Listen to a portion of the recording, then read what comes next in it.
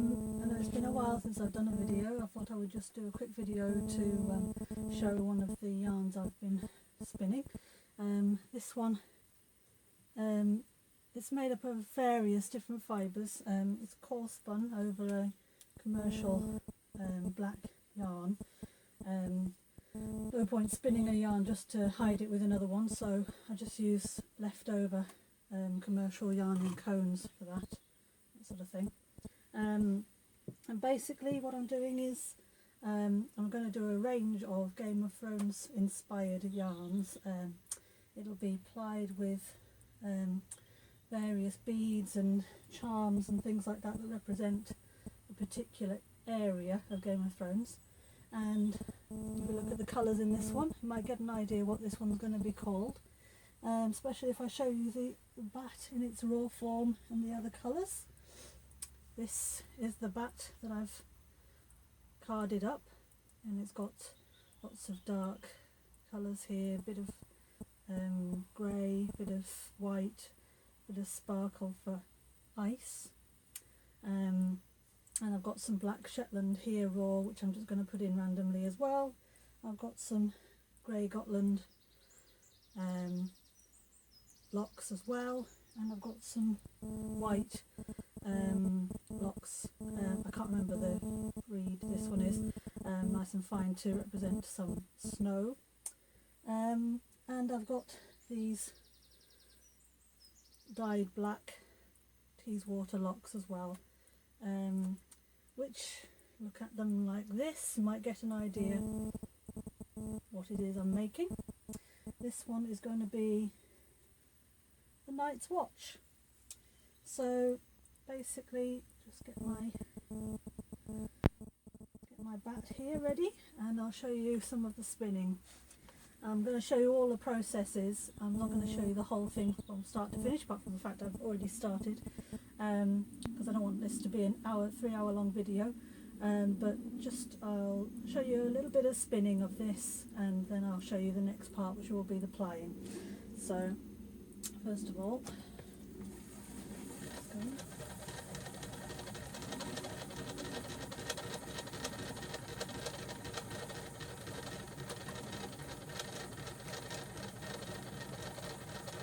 so basically I just allow the fleece, the fibre, to pull itself onto the base of the core yarn.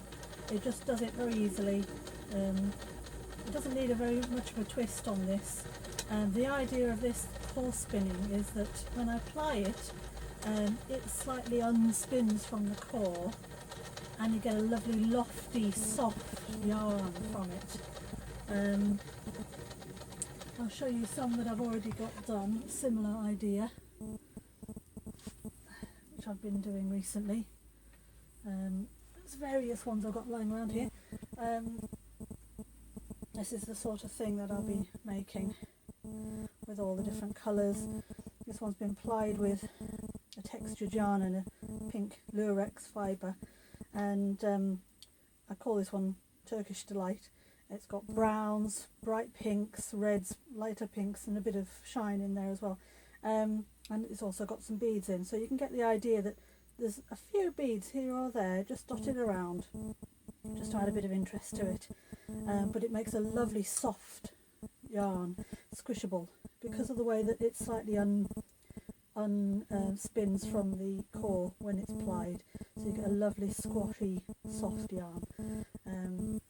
I do a lot of this type of yarn because I really like the look. So, okay, so I'll carry on.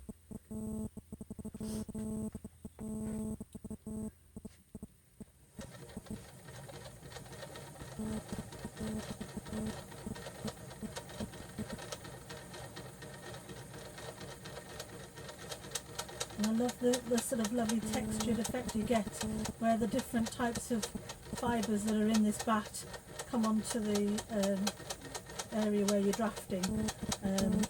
You get a lovely bubbly effect like that there, beautiful. But you don't lose any of the strength, because using this commercial weight yarn as the core, You're not going to lose any strength when you come to apply this. It's not going to break apart in your hands or anything like this. It makes a lovely strong yarn, despite the fact it's hand spun and despite the fact it's quite open. You get a lovely strong yarn from it. So there we go. I'm going to just stop with this back at the moment and go on to the plain black Shetland.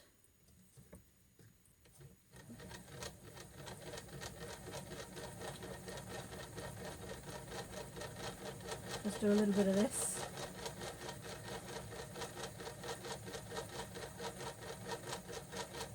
It's a dream to work with this method. It really is.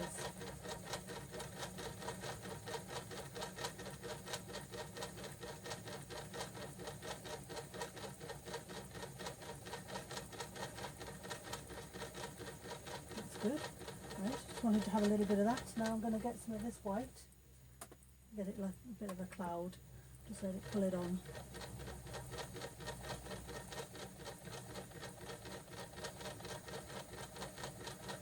I don't mind if the core shows through a little bit, so I tend to use a core that matches into the style of the finished yarn, because that way if it does show through a little bit, it doesn't matter. Second cut there.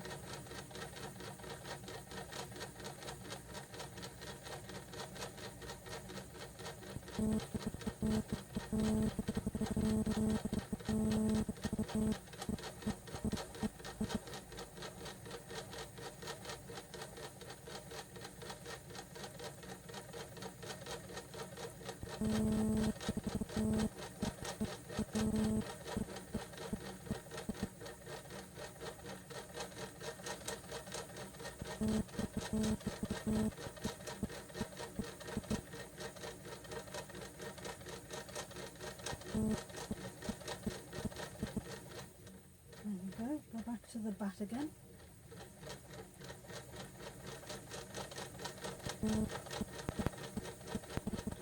So the colours that we've got in this, obviously we've got the black, the Night's Watch, we've also got these sort of greys and mixed fibres which represent obviously the snow, the grey Gotland locks. I feel that represents the wildlings. I get that kind of feel of the way that they wear the sort of raw hides with the mixed colours in. Obviously not all black and everything. I just feel I get the wildlings from that look.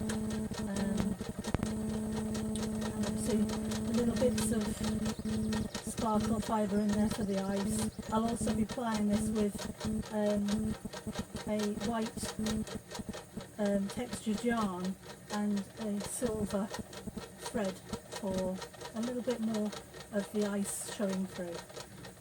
And I've got various beads strung onto the onto a thread, onto a silk thread, which represent all sorts of things to do with the Night's Watch, and I'll show you those shortly in the next clip.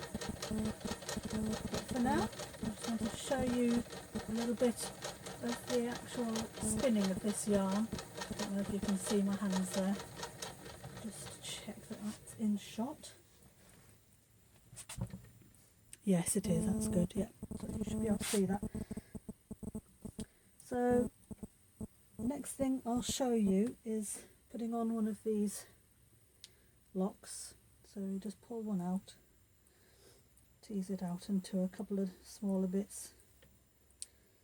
The idea is that every so often you'll get a little bit hanging down from the yarn, which if you're knitting this up or crocheting or weaving or whatever with it later on, will give a slightly sort of textured, well, very textured bit where this sort of lump is hanging out. Obviously it won't be that long, a bit like that. A bit like the sort of fur cape that they have around the shoulders. So basically, to put that on, just go back to the bat, which I'm now sitting on. Right. So just start spinning.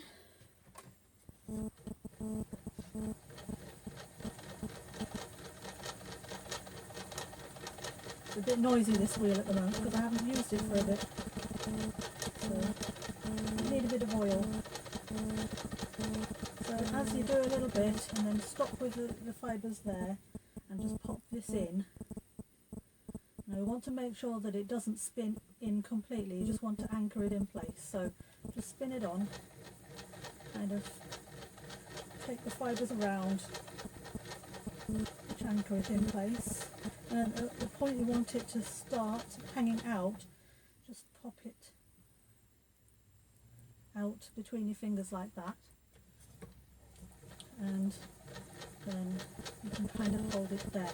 So now that's not spinning into the yarn with the rest of it. It looks like it's getting wrapped around, but it is actually completely free and it's nice and anchored there, like that. So and then carry on.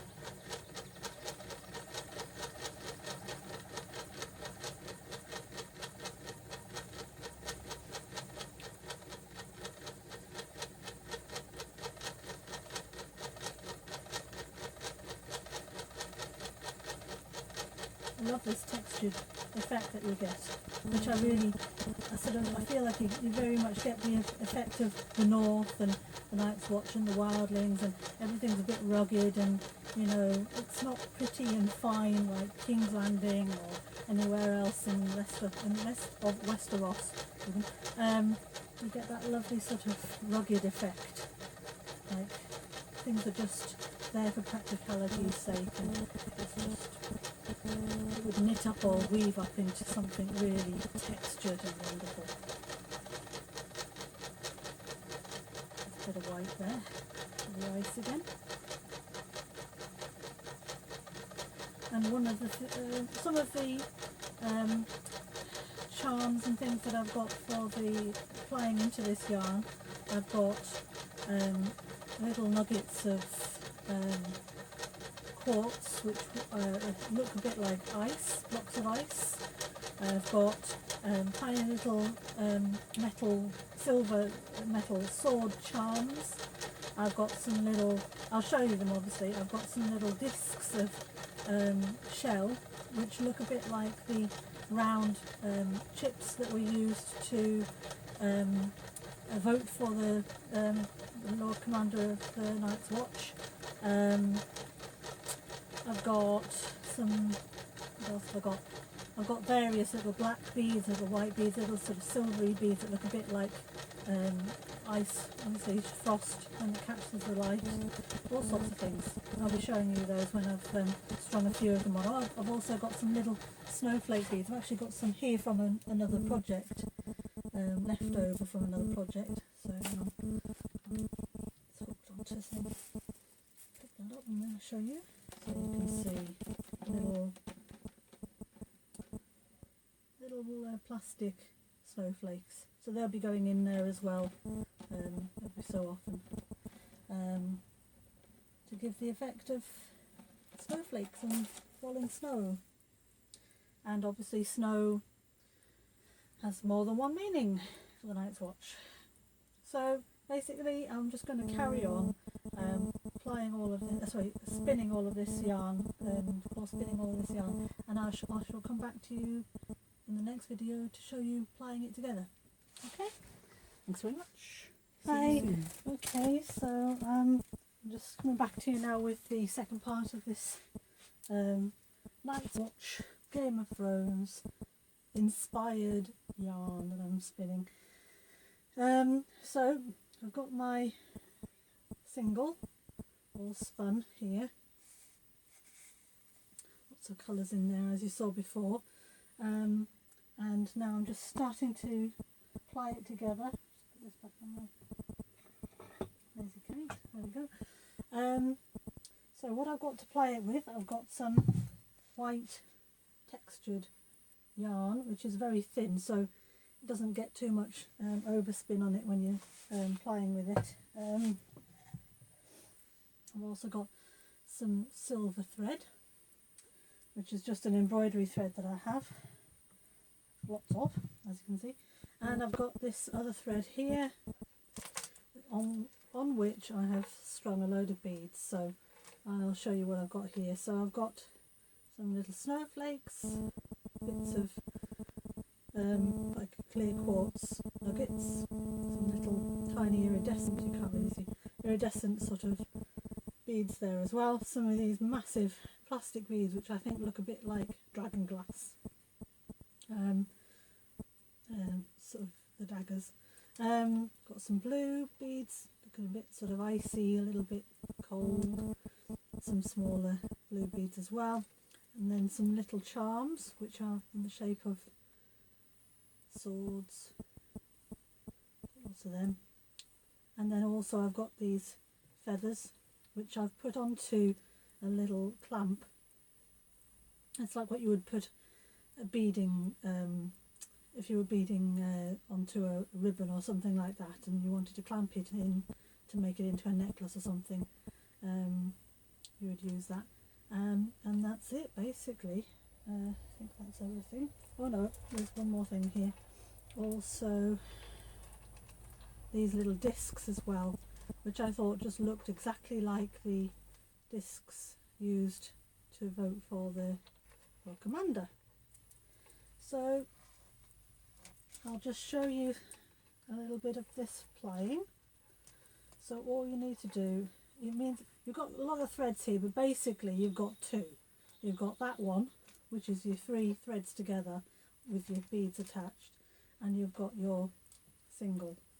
So all you need to do is hold those two separate and let the one ply over the other. So if you haven't seen how to ply before, when you spin in the clockwise direction, which is going this way round, and if you're plying, you spin anti-clockwise, which is that way round, and that takes out some of the spin that you've got on your thread and also pulls the two together, which obviously they want to do naturally. They want to spin in the opposite direction to unwind themselves. So what I'm going to be doing is, it's called spiral plying, and basically holding this one a little bit more taut and letting this one wrap around it, which you'll see as I ply it together. So just get the wheel going.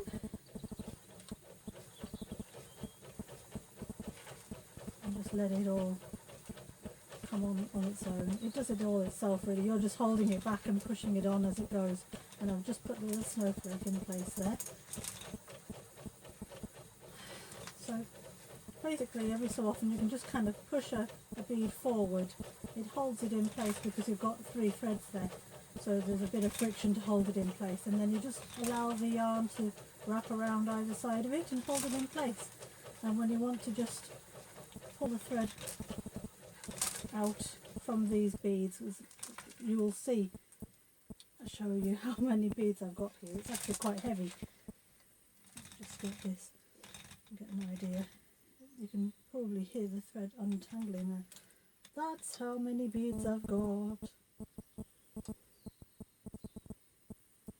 So there's lots, and I'm putting them on every sort of 6 inches or so really,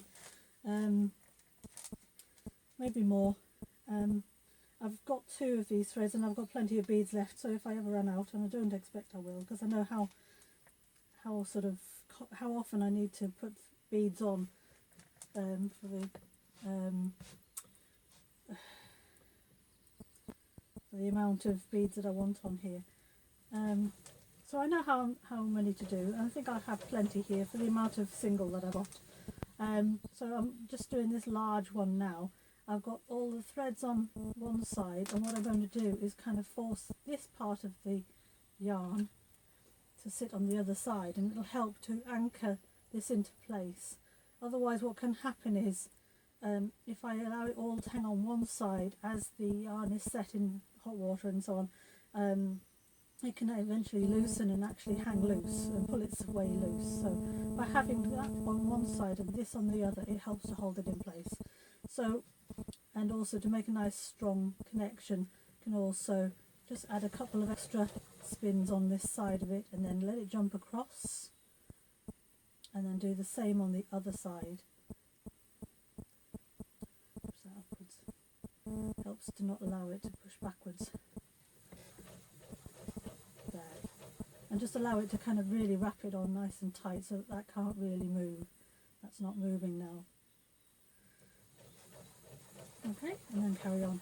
And then I've got this, the tuft with the teaswater locks, and all you do is make sure that it kind of evenly plies onto one side of it. Then you get to that point and just kind of flick it out of the way, and it'll be fine.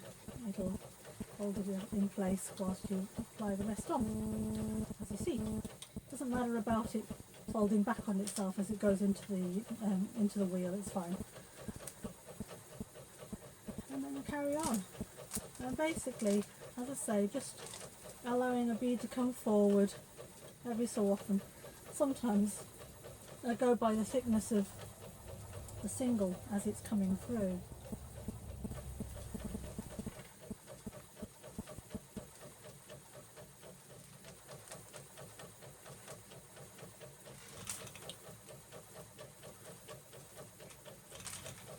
One of the things that can be quite nice to do is to put these beads on in places where the thread, where the single is nice and thick, and it can sort of hold it in place nicely, but also show off the bead or the charm in this case. The next one I've got here is is one of the little sword charms, and actually I've got a little tuft of the teaswater locks coming through, so I'm not going to put it on yet. I'm going to wait until I've got past here first, because I don't want that hiding the charm, so, or other way around. So let that go on. So just holding it out the way and allowing it to then flick it out of the way once I've got past it. And there we go. And then now I'm going to put the little charm in place and then let it go up. And the good thing about this wheel is it's got a huge orifice. It's got 25mm wide orifice, which means I can really put some large beads in. Obviously those dragon glass type plastic beads are enormous, so anything with a smaller orifice, it will just get stuck. You wouldn't be able to get the thing through. So it is important for something like this to have a flyer which is meant for art yarns, or it has a hook instead of a hole. One of these types of orifices might be smaller. I've got a Louette Victoria, and it's got a tiny orifice, and you wouldn't be able to get these beads through. Most of them wouldn't go through. So just when you're picking what beads to use, basically you do have to take into account what will fit through that orifice. And I've worked with beads that have been on the verge of, you know, not going through, and sometimes you just have to stop every few seconds and just, you know, let go of this and push it on, you know, every so often. So here goes the first feather.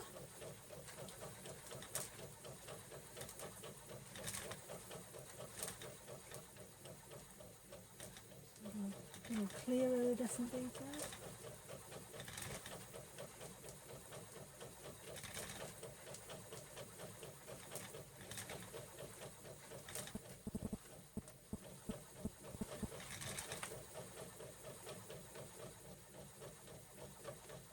And basically just carry on doing that until you get to the end. It's a lot quicker to ply than it is to spin, even with the beads. I mean, it takes a lot longer to ply with beads on your line than it does without, but it's still quicker to ply than it is to spin. And I should have this done in about an hour. So I'll carry on and I'll show you this when it's done. Okay? Bye. See you soon.